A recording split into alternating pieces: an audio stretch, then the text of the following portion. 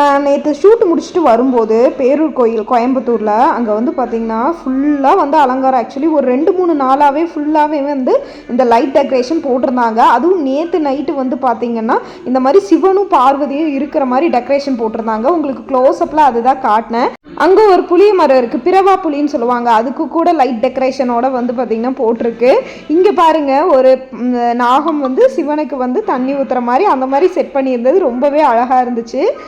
பேரூர் கோயில் முன்னாடி என்ட்ரன்ஸ்லேருந்து கோவிலை சுற்றி அந்த காம்பவுண்டு ஃபுல்லாகவே ஒரு லைட் டெக்கரேஷன் தான். பேரூர் மெயின் ரோடு ஃபுல்லாகவே செம்ம டிராஃபிக்கு.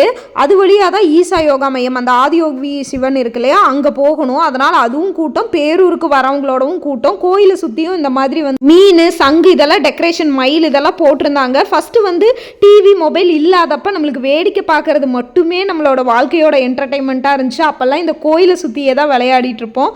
இப்போல்லாம் கமிட்மெண்ட் அதிகமாகிடுச்சு, டிவி மொபைல் வந்துருச்சு. அதனால கோயிலுக்கு போகிற டைமும் வந்து பார்த்திங்கன்னா கொஞ்சம் கம்மியாகிடுச்சுன்னே சொல்லணும்.